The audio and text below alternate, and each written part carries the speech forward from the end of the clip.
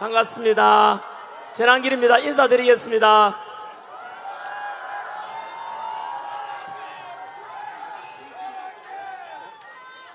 네, 여러분 먼저 고맙고 사랑합니다. 오늘이 3월 22일 주말인데 다들 각자 할 일도 많고 다른 할 일 다 제쳐놓고 이렇게 아스팔트 위에 나온 이유가 무엇이겠습니까?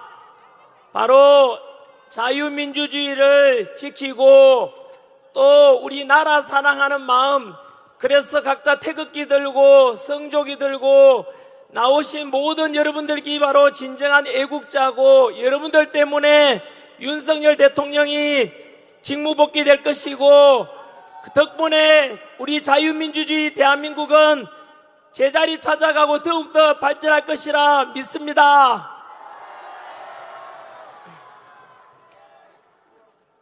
네, 오늘 우리 세이브 코리아 집회는 서울에서 시작해서 부산, 대구, 광주, 대전 이렇게 다 돌고, 이제 지난주에는 구미를 돌았고요. 오늘은 강원도 춘천에 왔습니다.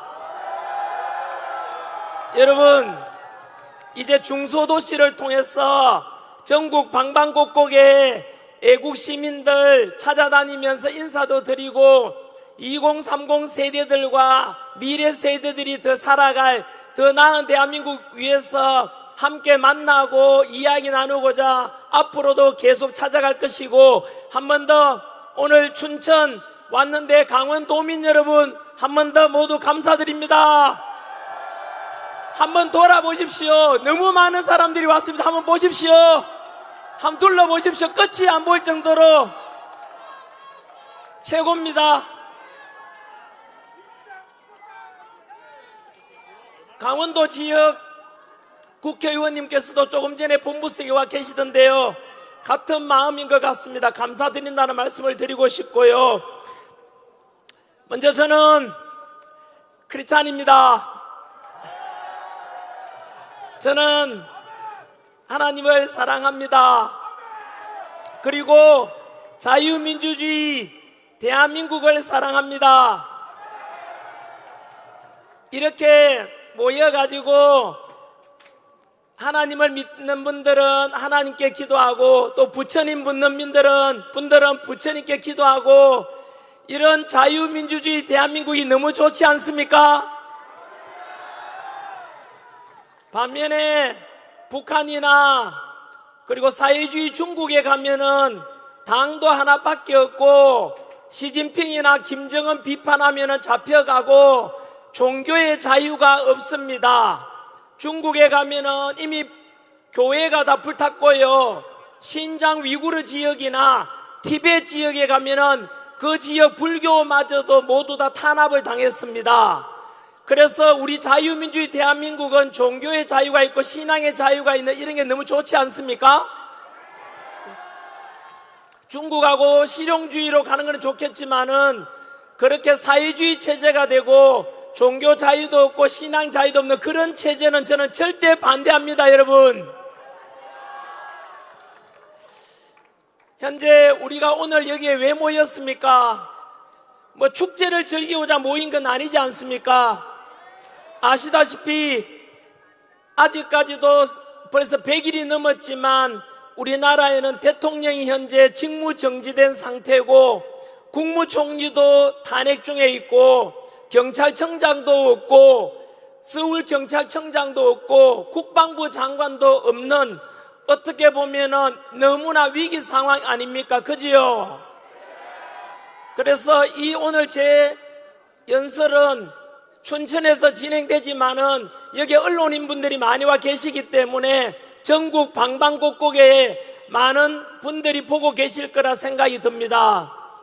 저는 오늘 이 마이크를 들고 바로 정치하는 분들께도 부탁드리고 싶습니다.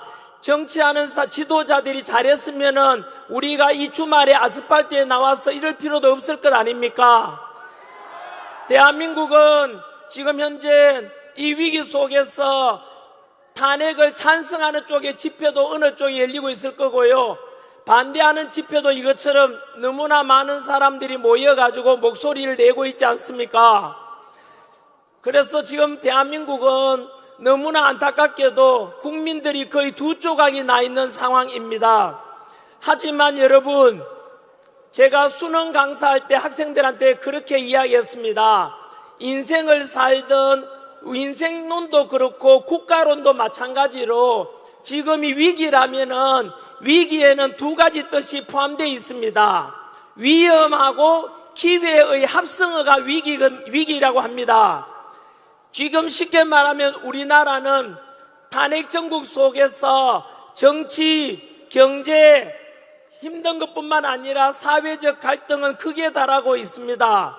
모든 국민들께서 참으로 걱정하는 마음으로 이렇게 지켜보고 계시고, 또한 이런 나라 살려야 되겠다 싶어서 놀랍게도 비상기업 상황에서 바로 우리 2030 청년 세대들이 먼저 뛰쳐나와가지고 이러면 안 되겠다 싶어 나왔지 않습니까?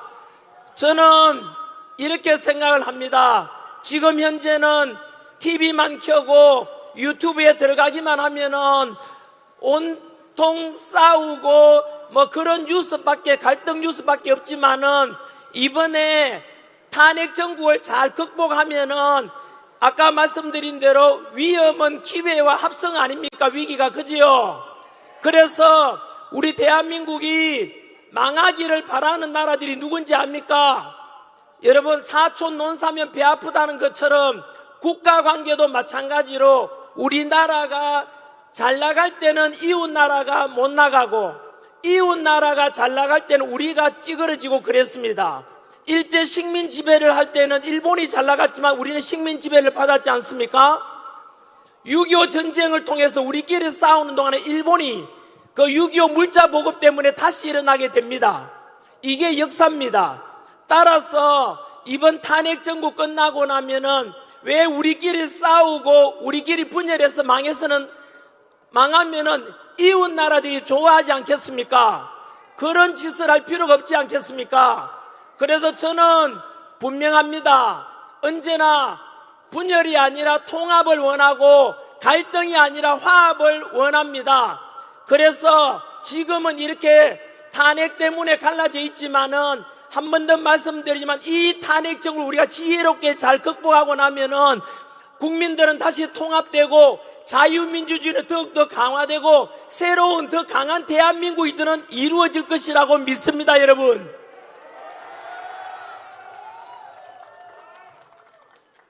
그래서 지금은 참 이렇게 혼란 속에서 아스팔트에 나왔지만은 그럼에도 불구하고 우리가 희망과 용기를 가지고 앞으로 만들어갈 우리 자유민주주의 대한민국에 대해서 오늘 저는 두 가지 말씀을 드리겠습니다.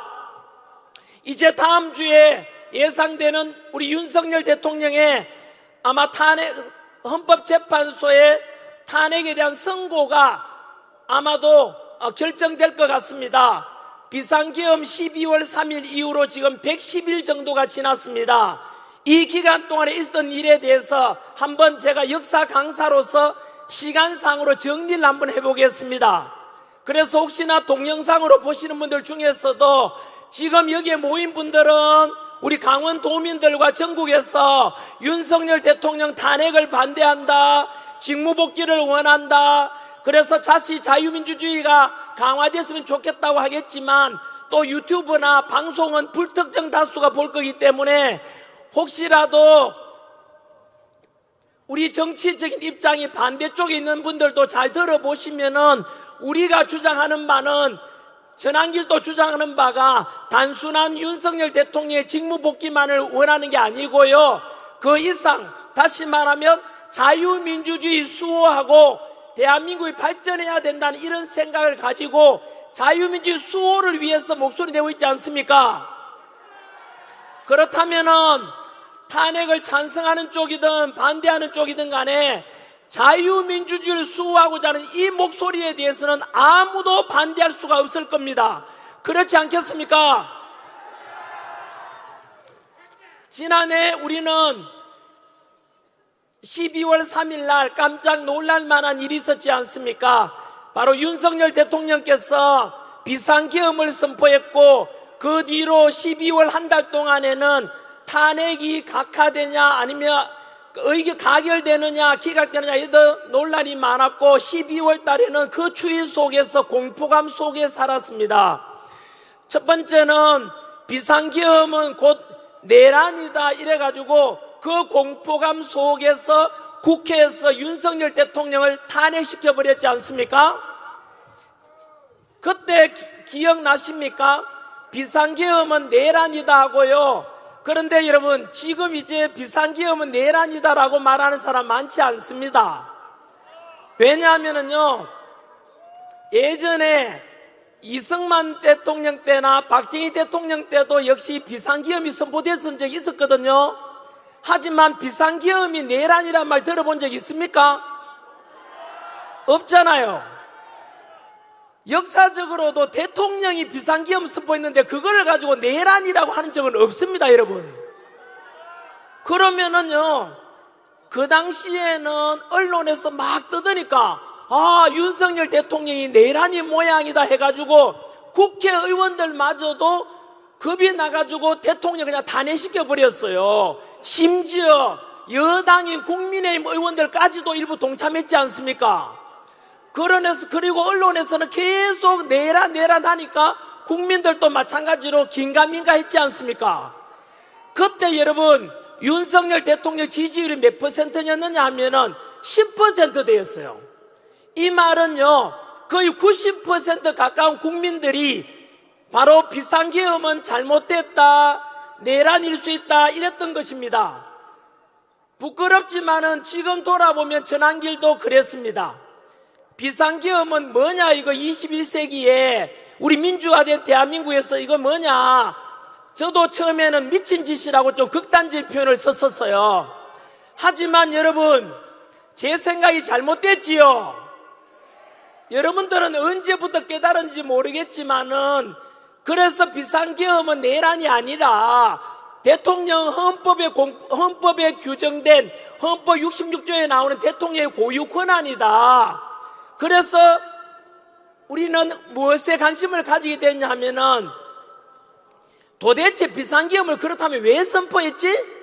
왜냐하면 비상계엄 선포했을 때는 그날 밤에는 너무 무서웠거든요. 혹시나 밤에 유혈 사태가 발생하거나 국회에서 군인들이 왔다 갔다 하니까 무서웠지 않습니까? 그런데 아침에 일어나 보니까 비상계엄으로 인한 헌정 중단이라든가 국정문란이 있었습니까? 없었습니까? 없었지요. 다들 알다시피 2시간 만에 국회의원들이 의사당 본회의장에서 비상계엄 해제를 의결했지요. 그것을 받은 윤석열 대통령이 국무회의를 거쳐서 6시간 만에 비상계엄이 없어졌지 않습니까?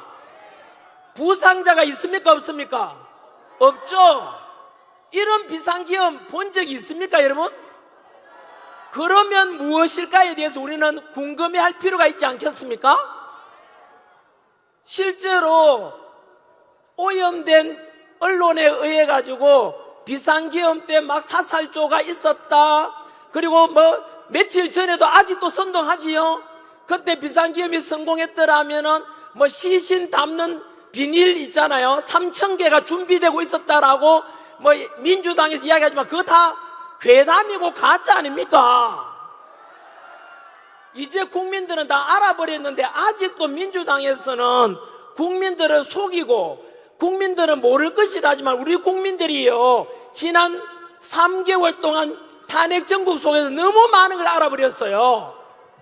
금방 말씀드린 대로 비상계엄은 내란이 아니잖아요. 금방 말씀드린 대로 선관위에 군인들이 갔지만은 선관위 직원들이 전혀 피해받은 거 없잖아. 밤에 가서 그냥 검사만 하고 나왔잖아요. 국회 의정 활동을 중단시킨 것도 없잖아요. 그럼 여기 계시는 혹시나 MBC 있어요? JTBC 있어요? 그 기자분들께 한 번 더 묻겠습니다. 어제도 보니까 비상계엄을 선포한 윤석열 대통령 보고 내란 우두머리, 내란 수개라고 하는데 그 기자분들 거짓말 아닙니까? 네? 그 내란이라는 것은 거짓말이잖아요. 거짓말을 보도하는 기자나 그 언론사는 문 닫아야 되지 않습니까? MBC 보고 있나? 너희들이 저지른 범죄가 얼마나 큰지 아느냐? 국민들을 분열시키고 선동하고 가짜뉴스로 어제 오늘까지도 비상계엄을 일으킨 선포한 윤석열 대통령을 내란 수개라고 하던데 사기꾼이잖아. MBC 기자들 반성하라고. 그거는 언론이 아니잖아요. MBC하고 JTBC는 국민 여러분 오늘 이 시간 이후로 잘 지켜보시고 다시 한 번 더 내란이라 하면은 그 방송국 문 닫을 때까지 시청하지 마십시오. 그리고 거기에 협조하는 광고 협찬하는 기업가들, 그 기업들 불매운동에 들어가야 됩니다. 그래서 비상계엄은 내란이라는 것이 거짓말로 드러났습니다. 그러면 민주당에서는 곤란했지 않습니까? 그래서 어떻게 했냐면은 어떻게든 윤석열 대통령을 내란으로 덮어 씌워야 된단 말입니다. 근데 민주당에도요 비상계엄이 내란이 아니라 걸 알았어요. 그들이 안다니까요. 그럼 어떻게 해야 되겠어요? 민주당에서는 오직 목표가 하나 있어요. 법치고 공정이고 상식이고 필요 없고 무조건 윤석열 대통령 끌어내리고 이재명을 빨리 대통령 만드는 그것밖에 없는 거예요. 왜냐하면은 바로 다음 주 3월 26일 날 이재명이가 범죄를 많이 저질렀잖아요. 근데 민주당이나 이재명 지지하는 분들께 한번 물어보고 싶어요. 민주당이나 이재명 지지하는 분들 중에서 학교 선생님이 계시거나 부모님이 계시다면 이재명 지지하는 분들은요 앞으로 학생들한테 아이들한테 뭐라고 가르쳐야 되는지 아세요? 너는 앞으로 거짓말 해도 돼, 사기쳐도 돼, 음주운전 해도 돼, 막무가내로 욕상욕해도 괜찮아, 그래도 대통령 후보가 될 수도 있어 라고 가르치려면 이재명을 지지하십시오.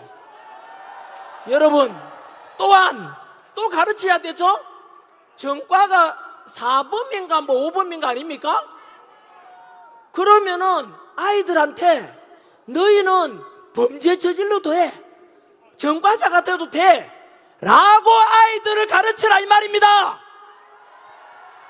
대한민국에 지금 법치와 공정을 무너뜨린 게 왜 이리 됐느냐 하면은 바로 이재명 그 사법 리스크 때문에 감옥 가야 될 수도 있으니까 그거 피하려면 대통령 돼야 된다. 그러니까 이재명은 지금 누구랑 싸우는지 아세요? 자기 자신과 싸우고 있는 거예요. 자기 자신이 과거에 저질렀던 범죄 때문에 거짓말, 그 범죄를 없었던 걸로 하려면 거짓말을 해야 되잖아요.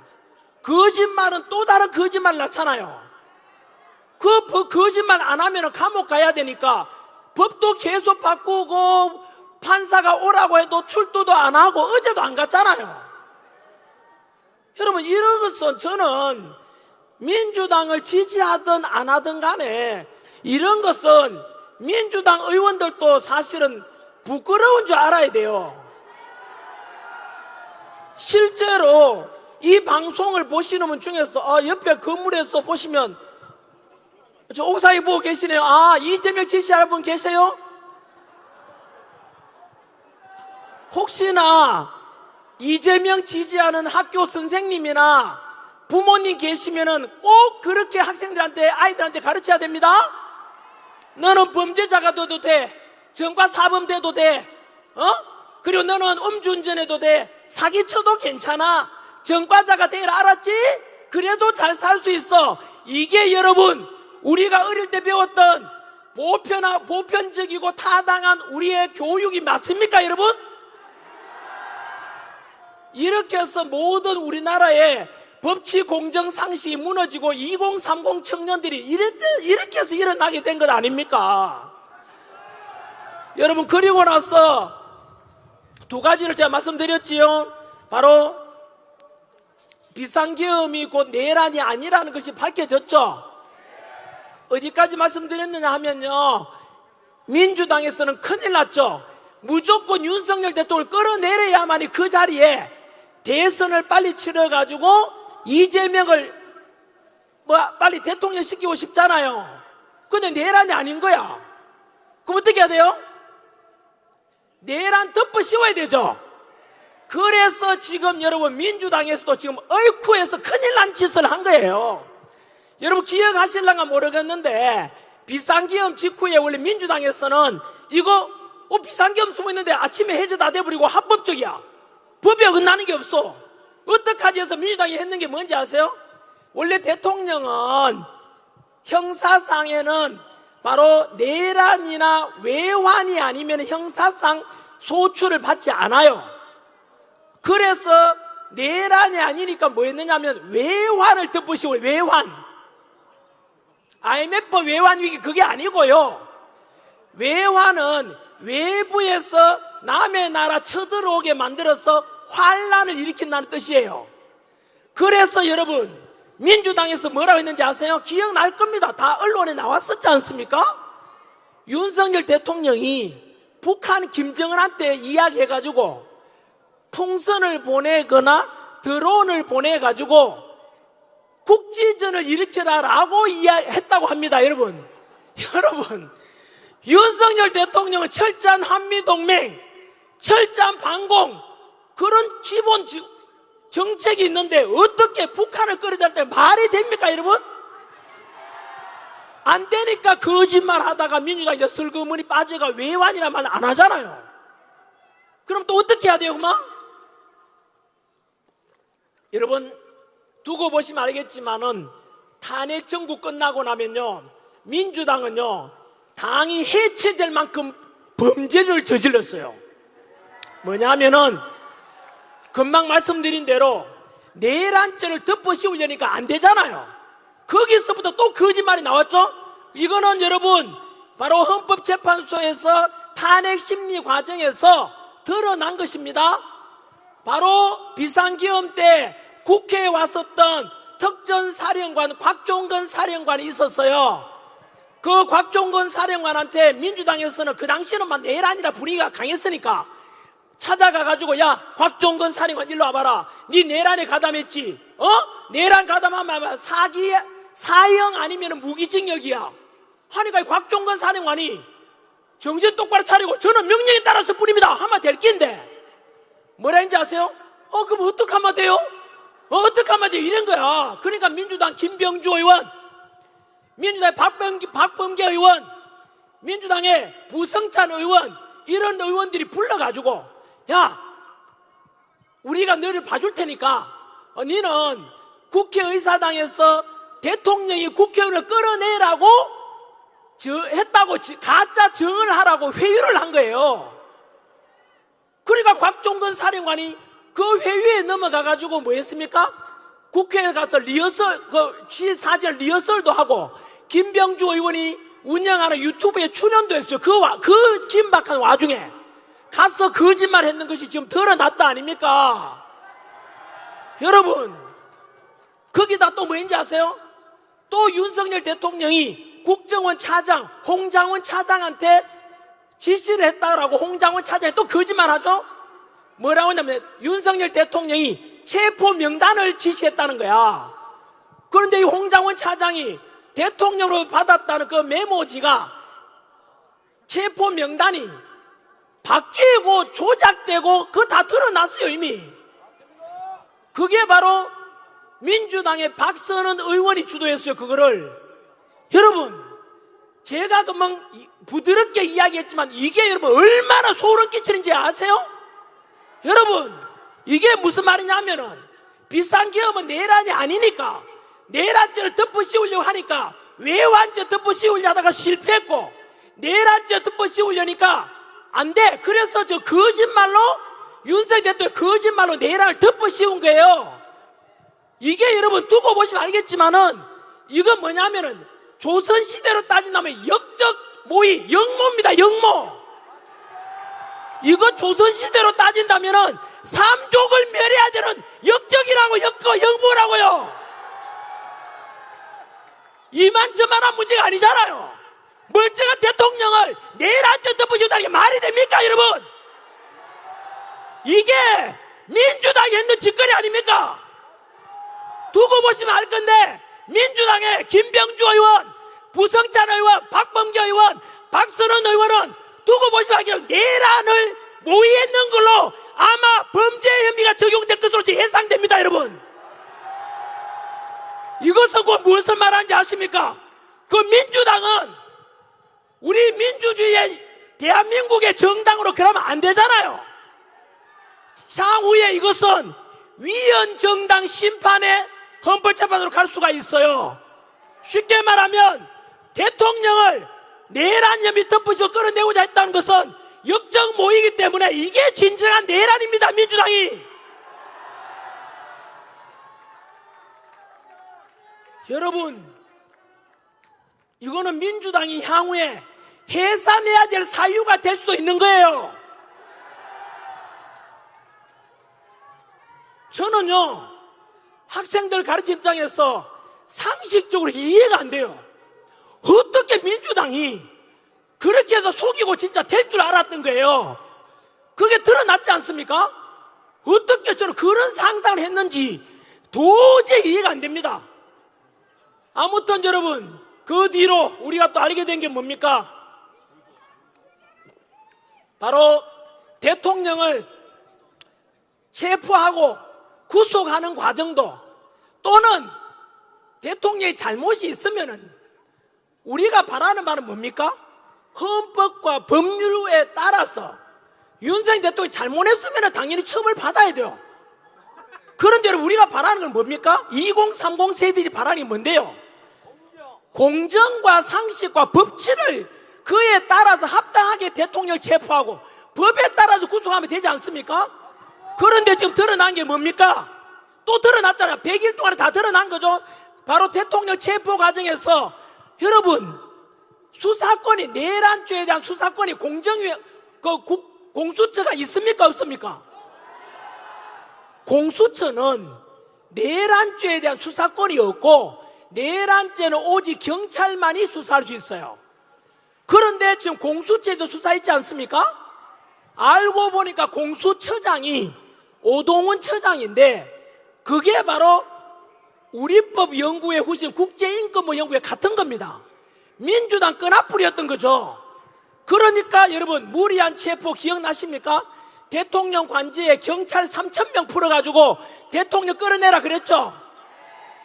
비상계엄 때 국회에 갔는 군인이 몇 명인지 아세요? 280명이에요. 실탄도 없었잖아요. 그런데 여러분, 대통령 끌어내라고 했는 그 민주당의 지시를 받은 택이지요. 무려 3,000명이야, 3,000명이. 대통령 끌어내라고. 여러분, 윤석열 대통령은 엄연히 국민이 뽑은 현직 대통령입니다. 그런데 그 대통령에게 내란죄라고 하면서 끌어내라고 전 국민이 보고 전 세계가 보란 듯이, 그게 여러분 상식입니까? 거기에서 우리 국민들은 분노했죠. 그리고 제가 사실은 윤석열 대통령을 굉장히, 제가 지도자로서 이런 지도자 대한민국에 없다고 제가 딱 느낀 때가 바로 그때였습니다. 제가 거리에 나오게 된 것이 1단계가 그겁니다. 그때 공수처에서 바로 윤석열 대통령 체포하라고 해가지고 대통령 관저, 한남동 관저 주변에 경찰, 그때는 경찰도 3,000명 동원됐지만 한쪽에는 탄핵 찬성하는 국민들, 한쪽에는 반대하는 국민들 모였지 않습니까? 그때 민주당에서 뭐라 했는지 아세요?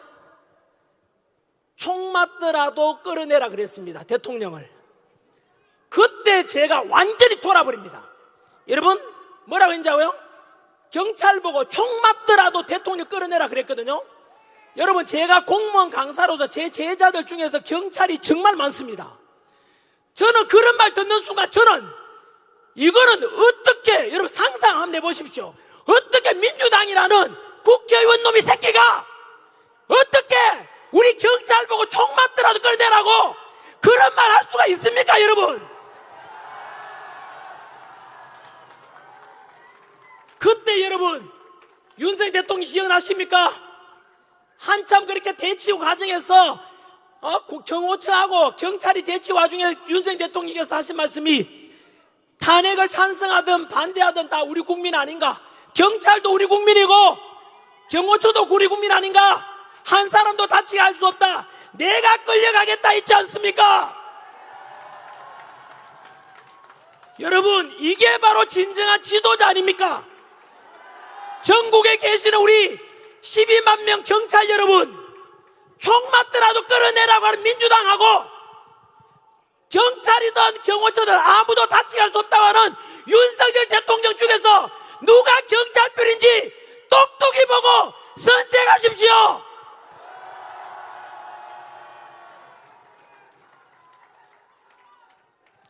그때 저는 결심했습니다. 사실은 이렇게 국민들을 위해서 희생하겠다고 하시는 이런 지도자가 제가 가르쳐온, 학생들이 가르쳐온 진정한 지도자입니다.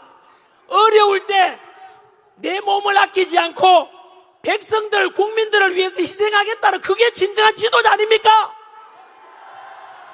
그래서 그때 저는 결심했습니다. 사실상 이렇게 국민들을 아끼고 불법이 없었음에도 불구하고 억울하게 끌려가고 억울하게 체포되고 억울하게 구속되는 저 대통령 우리가 살려내야 되겠다. 저도 그때 결심한 것입니다.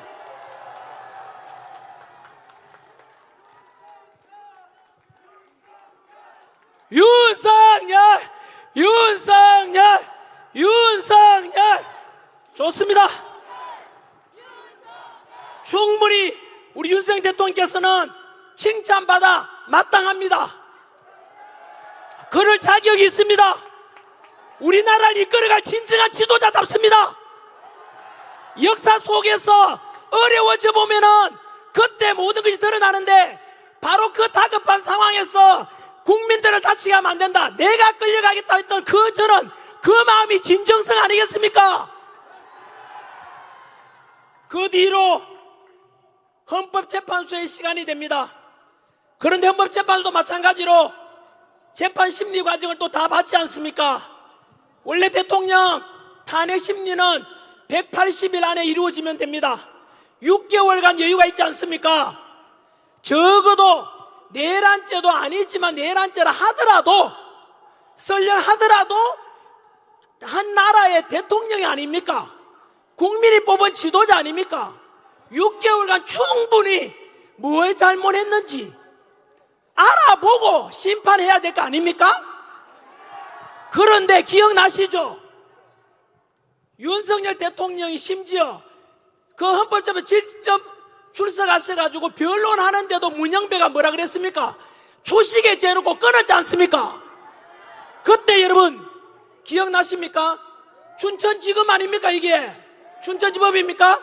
그때 그분이 판사분이 말씀하시기를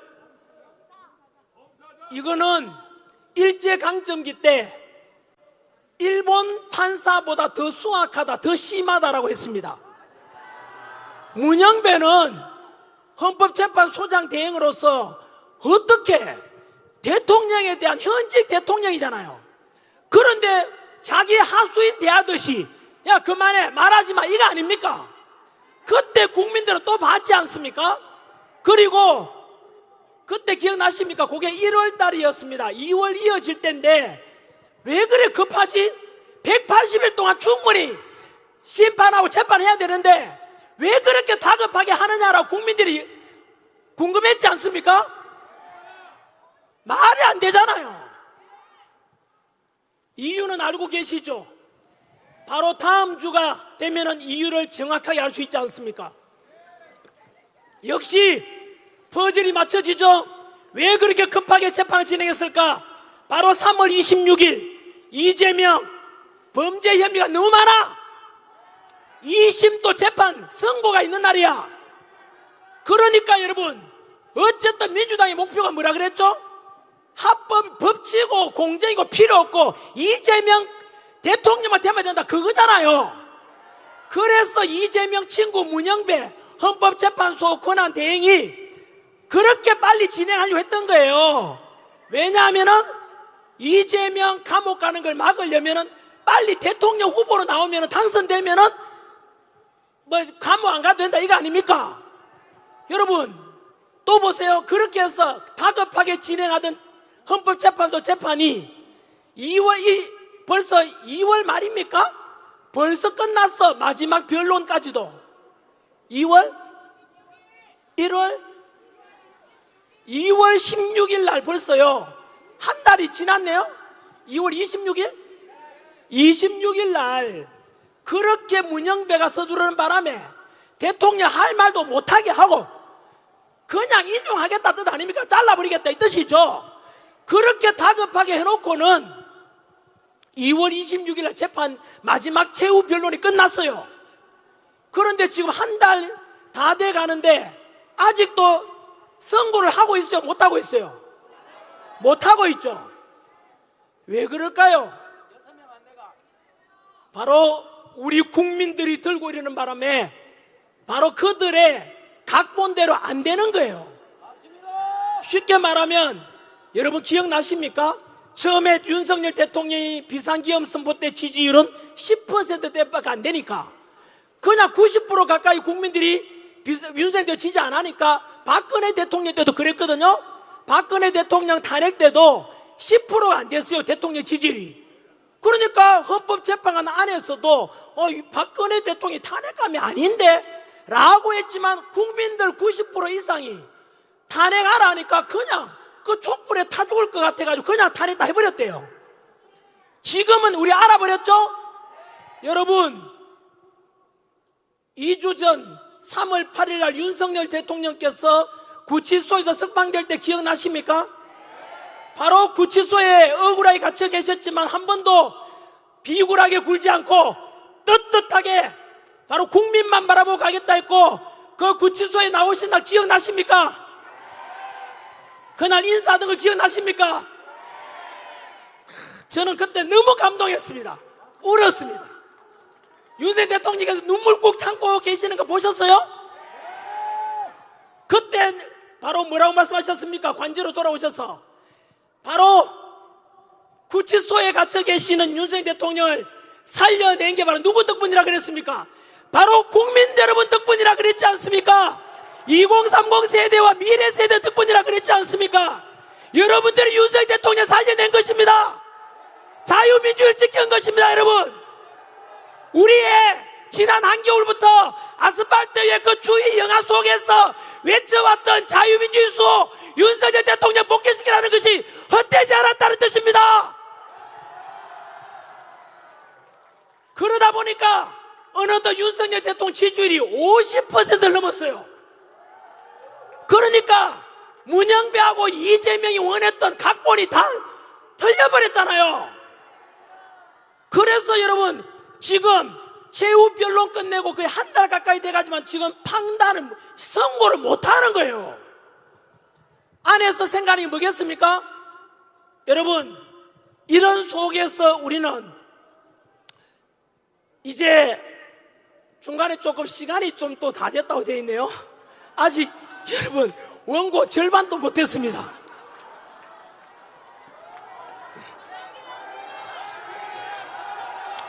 춘천 너무 좋습니다. 강원도 사랑합니다. 국민 여러분 사랑합니다. 이것이 저의 마음이 아니라 윤석열 대통령의 마음 아니겠습니까? 윤석열 대통령 보고 계시죠? 태극기 흔들고 성조기 흔들고 이게 뭐겠습니까? 한미동맹을 통해서 우리나라 국방을 든든히 하고 윤석열 대통령 사랑하는 마음 표현 아니겠습니까?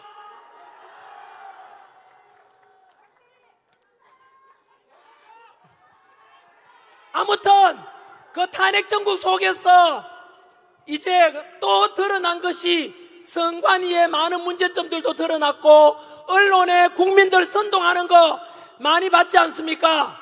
너무 국민들이 많이 알아버렸지요. 그래서 비상계엄은 곧 내란이 아니라 비상계엄은 곧 뭐다? 계몽령이다. 동의하십니까? 여러분, 그 와중에 무엇을 우리 알게 됐습니까? 윤석열 대통령 탄핵을 그만 왜 시켰지? 민주당이 진짜 우리 윤석열 대통령 그렇게 잘못을 많이 했는가? 따져보니까 어이쿠, 알고 보니까 우리가 먹고 살기 바빠서 무관심했는데 민주당에서 했는 짓거리가 뭐예요? 몇 번의 탄핵?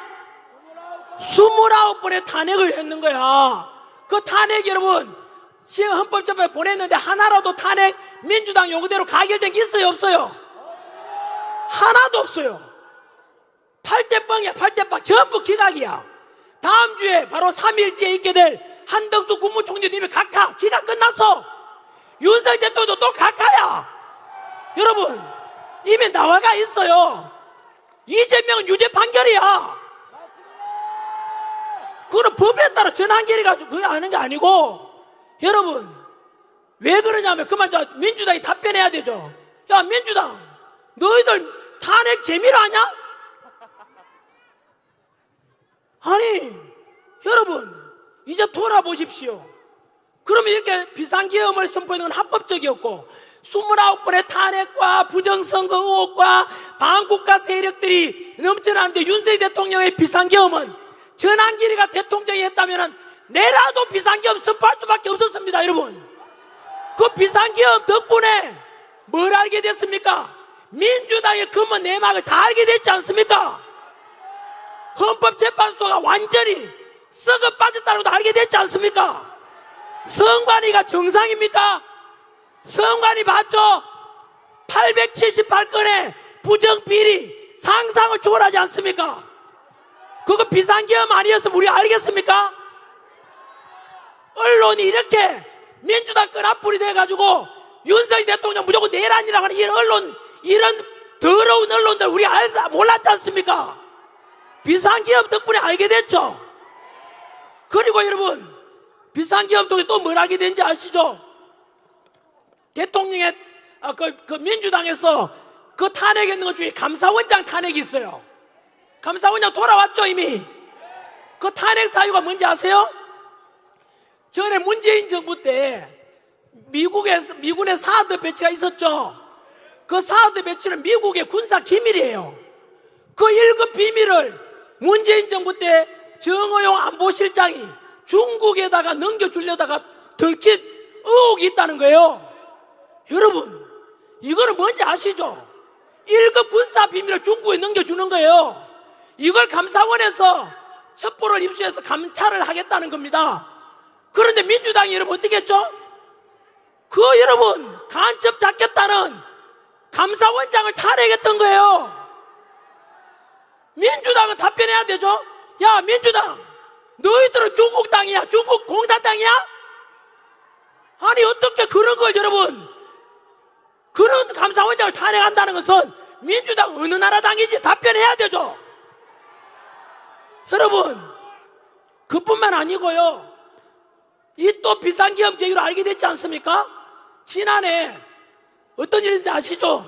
바로 부산에 정박 중이던 미국 항공모함을 중국 유학생이 드론으로 그 사진 찍고 하다가 들켰거든요.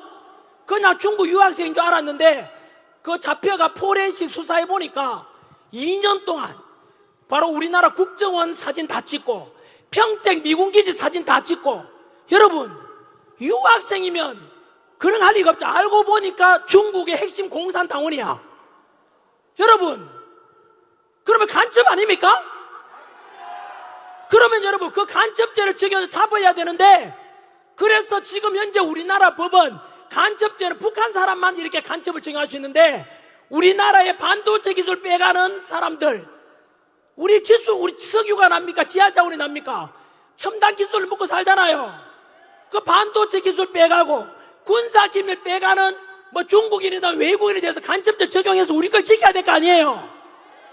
그렇게 해서 북한 사람 말고도 외국인이든 중국인이든 간에 우리나라 군사 기밀 빼가고 우리나라 첨단 기술 빼가면은 간첩죄를 적용해서 처벌을 강화하자라고 했는데 그 간첩죄 개정을 반대했는 게 누굽니까?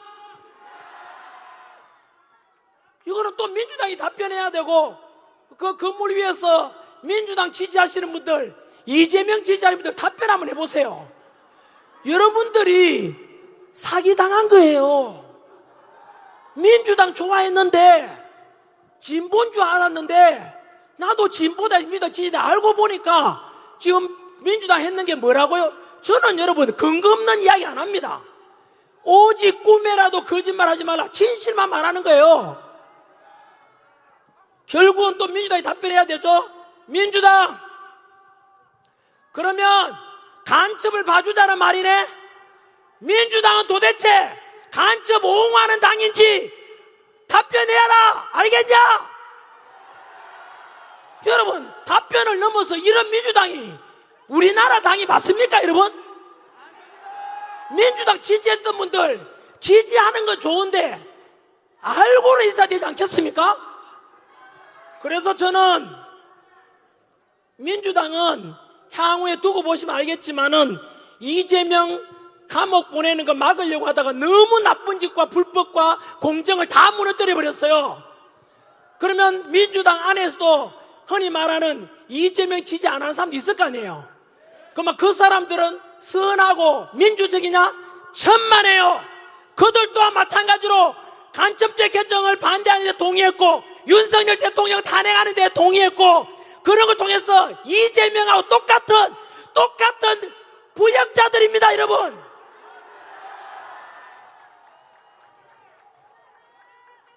어떻게 민주당 이렇게 망가질지 저는 이해가 안 됩니다. 전환길이 지금 뭐 하고 있는지 아세요? 민주당 걱정해주고 있어요. 저지랄 하다가 민주당 우리나라에 사라지게 된다니까요. 여러분, 민주당 이름에 더불어민주당 민주가 어디 있어요? 야, 민주당 지지하는 사람들 옥상에 계시면 답변해 보세요. 더불어 협박당, 카카오톡 검열한다, 여론조사기관 협박한다, 간첩 편들고 있다. 더불어 간첩당 아니야 이거? 더불어 협박당이잖아. 더불어 독재당이잖아. 앞으로 민주당은 당명을 개정해라. 더불어 독재당, 더불어 협박당, 더불어 공산당 하면 좀 내가 심했나? 그거는 조금 두고 보겠습니다. 너무 많이 길어졌나요? 여러분, 오늘 제가 할 말이 많은데 아직 하지도 안 했어요. 이게 제가 제일 단점입니다. 혹시 우리 제가 좋아하는 또 우리 사회자님 올라오셨는데, 이렇게 해서 우리는 비상기업을 통해서 사실은 너무 많은 걸 알게 됐습니다. 오늘 이 시간 이후로 언론에서 내란 수계다, 내란 우두머리니까 빨리 그 전부 가짜입니다.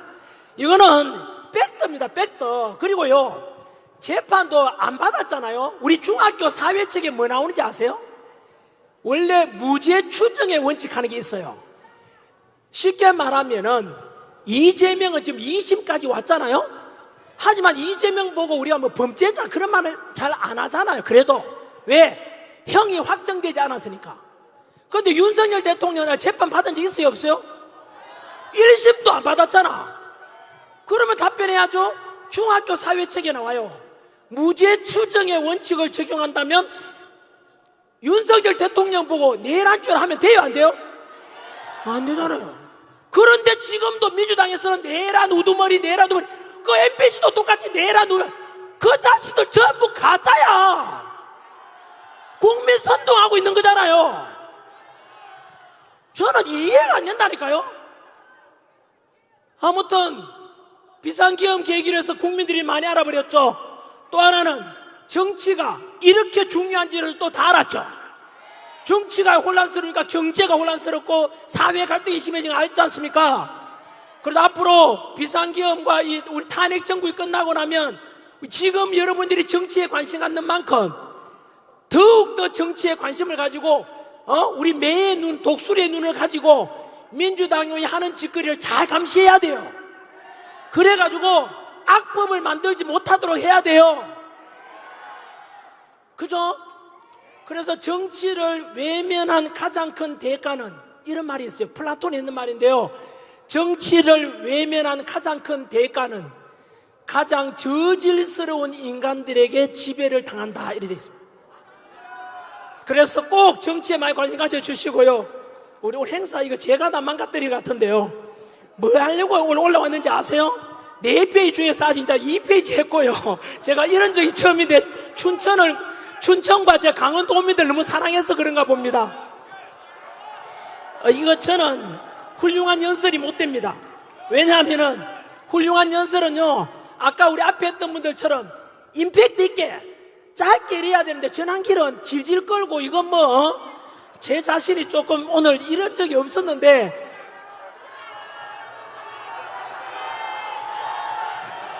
여러분 하나만 더 말씀드릴게요. 29번의 탄핵, 그리고 전환기를 하지 마세요. 전환기를 뭐라고요? 전환기는 무슨이고, 윤석열 대통령 우리 국민들이 주인공이라 했잖아요. 저는 무슨 일이니까 됐고요. 있잖아요, 여러분 29번의 탄핵에다가 지난주에 30번 탄핵도 제안했죠. 대통령의 대행에 대해 최상목까지도 40역 임명 안 한다고 또 탄핵시키겠대요. 여러분 40역이 중요합니까? 모든 대통령 권한 대행을 대신하는 최상목이 중요합니까? 최상목은 지금 국가를 대신하고 있잖아, 대통령을. 40역이 그게 뭐라고? 40역 임명 안 한다고 최상목 보고 권한 대행 보고 협박했잖아요.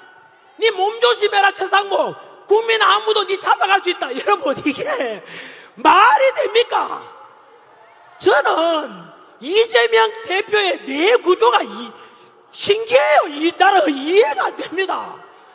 어떻게 그 아무나 체포할 수 있다. 여러분 이게 민주당 180석이 넘는 야당 대표의 할 말이 맞습니까? 저는 제가 가르쳤던 제자들, 학생들 볼까 싶어가 부끄러워 미치겠어요. 쪽팔리지 않습니까? 제정신이 아니야 이거는. 국가와 국민은 안중에 있어요 없어요? 없잖아. 이재명 지지했던 사람들 답변 한번 해봐요. 예? 아니 40명 임명 안 한다고, 그 40명 임명 안 하고도 헌법에 어긋난 게 아니거든. 안 그렇습니까? 그런데 그냥 협박하고 빨리 임명하라 그러니, 여러분 저는 상식적으로 이해가 안 돼요. 자, 아무튼 정리하면 민주당은 국가와 국민은 안중에 있다 없다? 없습니다. 그래서 향후에 이제 마지막으로 요 주제를 말씀드려야 되는데, 영민씨 사랑합니다. 사랑합니다. 10분만.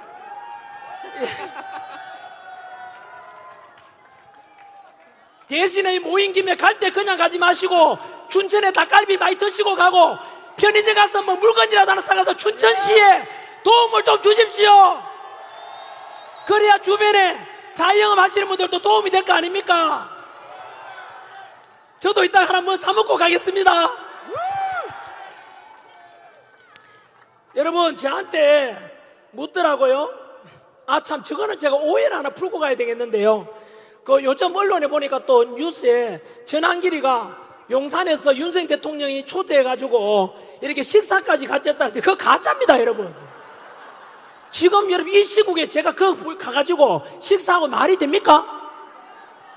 여러분 두고 보시면 알겠지만, 윤석열 대통령께서 이것도 보실지 모르겠지만 저는 좀 언제나 머슴이라 했듯이 윤석열 대통령이 용산에 오라고 저보고 불러도 국민들 대신해서 딴 분들 보니 저는 안 갈 겁니다.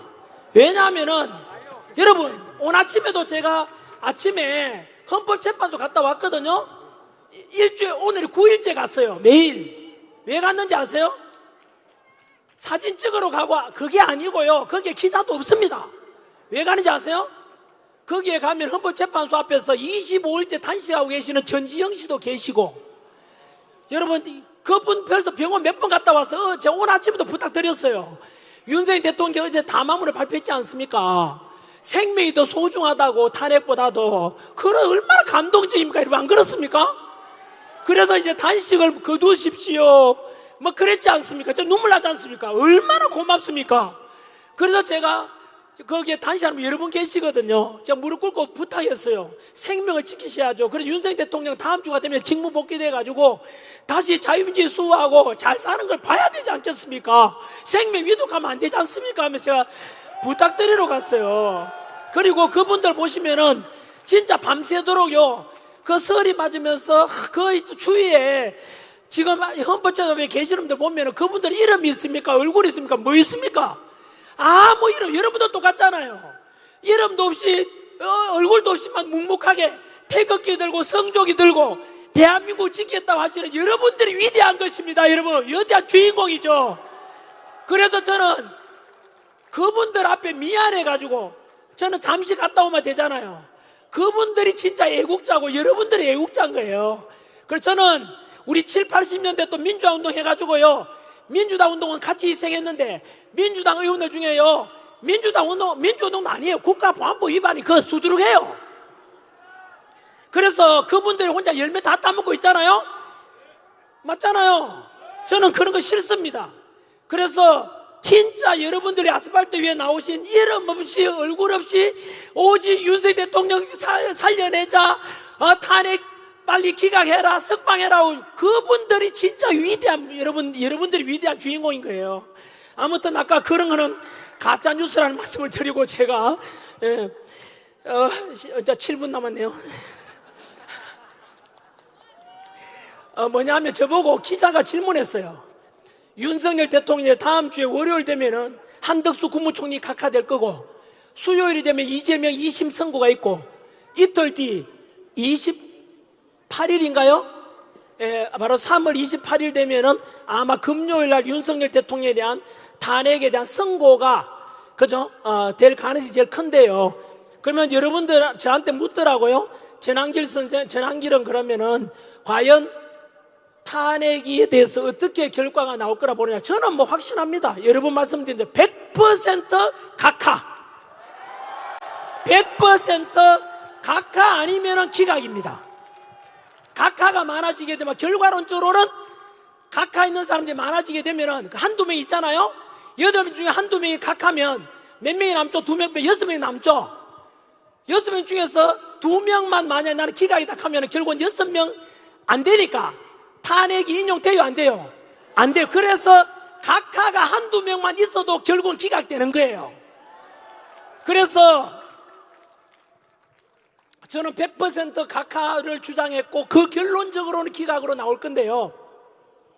그러면 전한길은 만약에 인용이 된다면은, 파면된다면은 헌법재판소의 결정에 승복을 할 것인가 묻더라고요. 저는 분명히 말씀드립니다.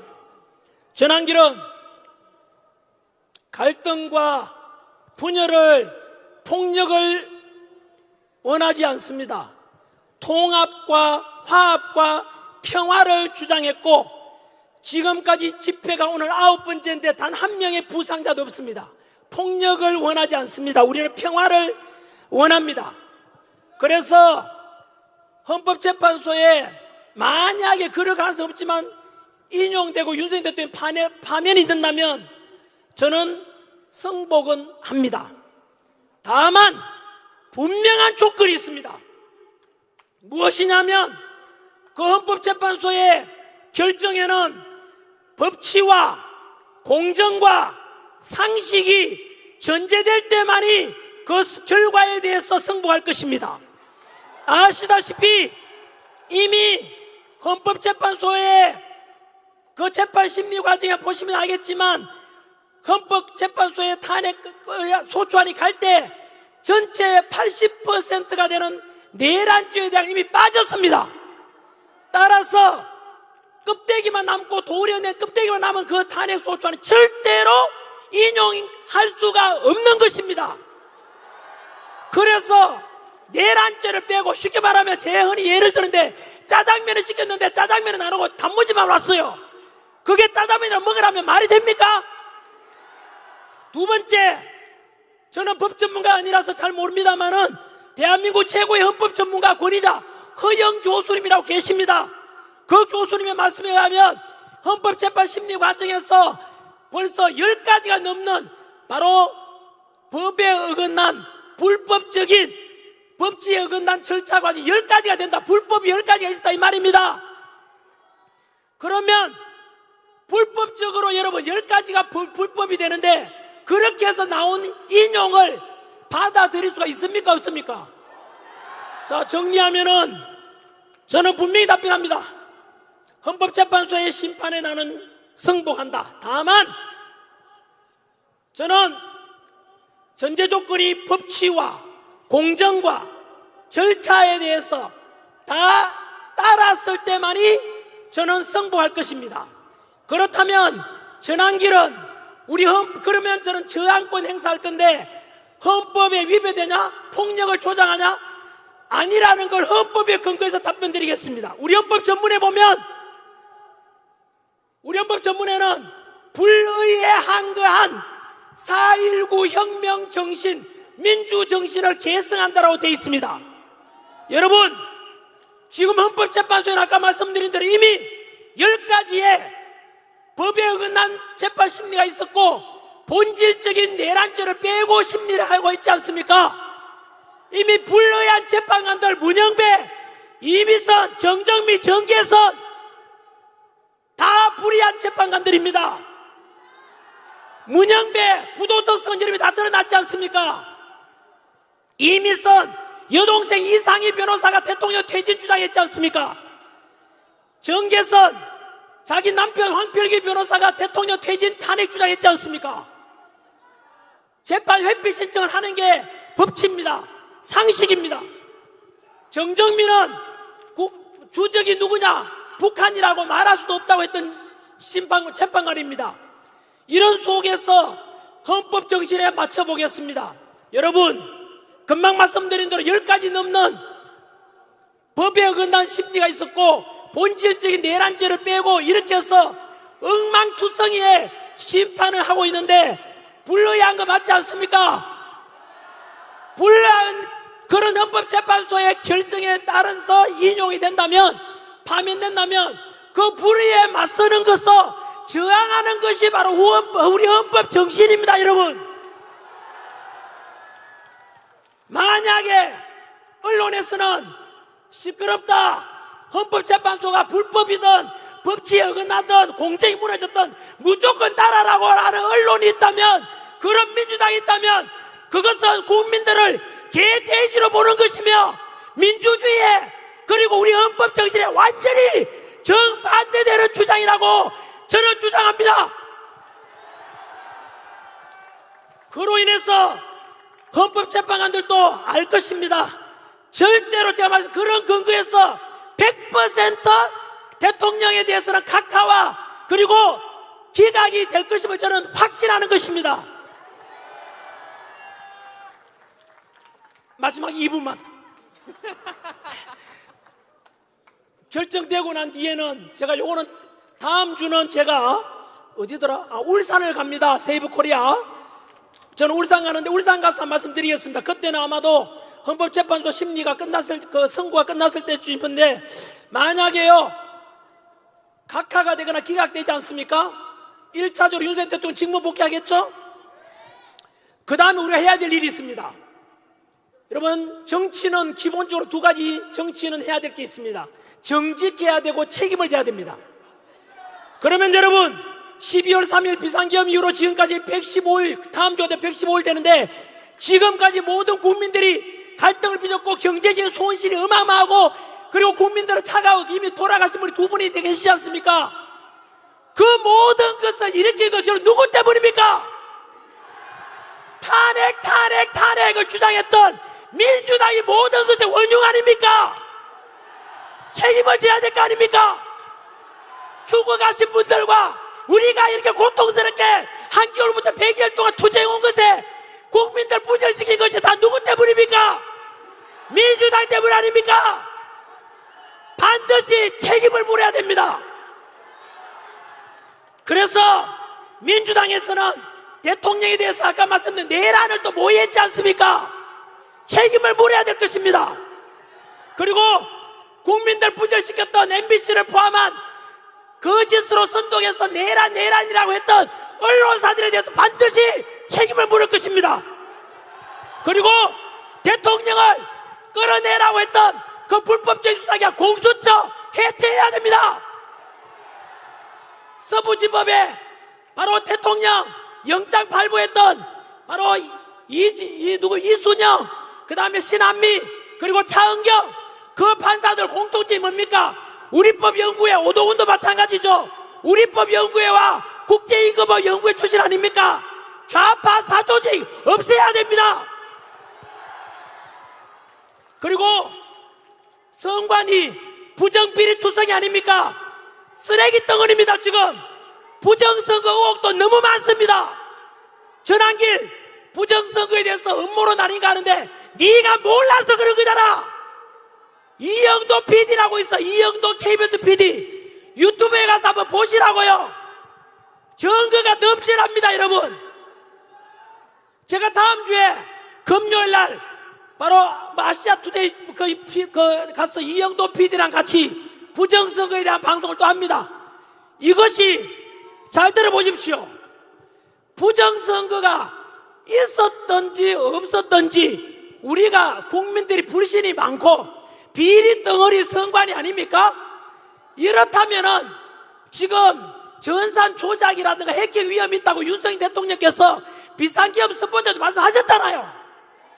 그렇다면 이거는 여당이든 야당이든 선관위 직원이든 모든 국민들이 앞으로 치러질 대통령 선거든 지방선거든 국회의원 선거든 간에 부정선거 의혹이 조금이라도 없애고 가야 되는 게 정상 아닙니까? 여러분, 우리 80 넘은 우리 할머니께서 휠체어 타고 지팡이 짚고 나와서 투표하러 오는 이유가 뭡니까? 민주주의의 근본은 투표고 내 소중한 한 표를 도둑 맞지 않으려고 오는 거 아닙니까?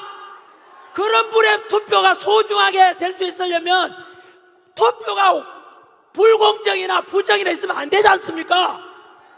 그래서 이번 기회에 아예 선거제도, 투표제도를 개선해서 대만식으로 가면 됩니다. 대만이나 독일은 절대로 전산하지 않습니다. 초등학교 반장 선거하듯이 그 자리에서 투표하고 그 자리에서 개표하고 참관인들 보는 가운데 그 자리에서 집계까지 다 해요. 투표 민족 있어요 없어요? 없어요. 사전 투표 있나요 없나요? 없어요. 왜 그럴까요? 그 나라들이 IT 강국이야. 반도체 수출 1등입니다. 독일도 전산하지 않습니다. 대만도 그렇게 전산하지 않습니다. 왜 그럴까요? 바로 한 표, 할머니의 한 표, 누구든 한 표 소중하니까 그 부정에 대한 의혹을 완전히 없앤다는 뜻 아닙니까? 우리도 여러분 다음에 선거를 위해서 이거를 개선하고 하는 게 상식 아닙니까? 국민들이 들고 일어나야 됩니다. 지금 제가 이렇게 아무리 주장해도 MBC와 민주당 이런 끈앞을 언론들하고 민주당에서는 전환길 보고 뭐라는지 아세요? 여러분, 부정선거에 대한 것이 의혹이 있든 없든 털고 가고 개선하자는 게 뭐가 나쁩니까 여러분? 민주당 답변하라고. 만약에 이대로 선거제도 개선하지 않고 간다면 사전투표 부정선거 의혹이 너무 많습니다. 이영도 PD가 유튜브 한번 보십시오. 보시면 통계로 말합니다. 통계로 전산 조작의 가능성이 있으니까 그런 거 없애고 우리가 투명하게 하자고 해야 되는데 민주당은 답변하라고. 앞으로 부정선거에 관한 의혹을 없애자 하니까 개선하자고 하는데도 아니 끝까지 듣고 가자 가면 민주당이 부정선거를 하겠다는 뜻입니다. 책임을 물어야 됩니다. 반드시 이번에 대통령 직무 복귀하고 나면 우리에게 알려진 계몽령으로 알려졌던 것들, 선관위와 헌법재판소와 언론과 그리고 바로 공수처라든가 그리고 다음 제가 이야기할 때는 민노총하고 또 정교조 이야기도 좀 하겠습니다. 오늘은 여기까지 하겠습니다. 여러분, 마지막으로 소망합니다. 제가 처음에 말씀드렸지요. 지금 대한민국은 위기입니다. 위기 뜻이 뭐라 했습니까? 위험과 기회의 합성입니다. 지금은 국론이 분열되어 있고 이렇게 나뉘어져 있지만 이번 헌법재판소에 다음 주에 있을 바로 대통령에 대해서 탄핵에 대해서 각하 기각되고 대통령 직무 복귀해서 한미 동맹을 통해서 트럼프 대통령하고 조기에 빨리 정상회담 하시고 안보도 튼튼히 하시고 국가 시스템을 정상화시키시고, 그래서 우리 국민들이 바라보는, 그리고 그 소망했던 자유민주를 지켜야 되지 않겠습니까? 그리고 나서 바로 제2의 건국이라고 봐야 됩니다. 우리가 이 탄핵 정부에 드러났던 수많은 문제들을 업그레이드 시키고 개선해야 되지 않겠습니까? 그래서 국민 여러분, 지금까지 윤석열 대통령 살려내라고 이렇게 외쳤다면은 절대 지치면 안 됩니다. 이제부터 시작입니다. 그래서 선거제도도 그렇고 헌법재판소도 그렇고 이런 모든 부조리한 것들을 가장 공정하고 가장 법치에 맞게 다 개선해야 되지 않겠습니까? 반드시 해야 됩니다.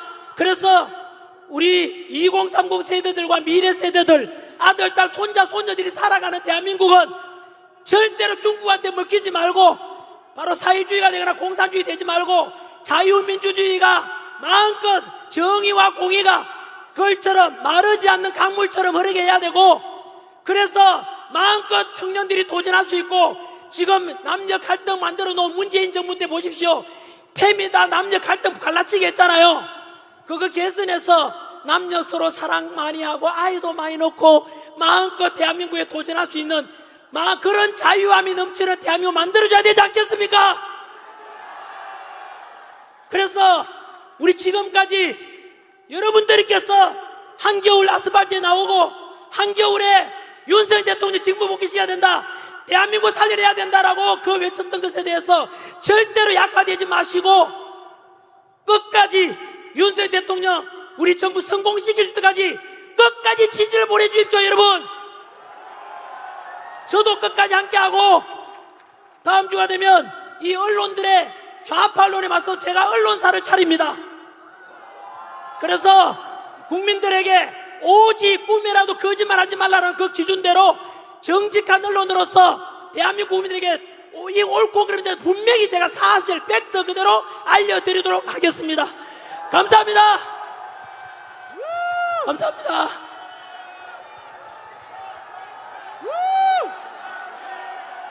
지난 길 말고 윤석열 대통령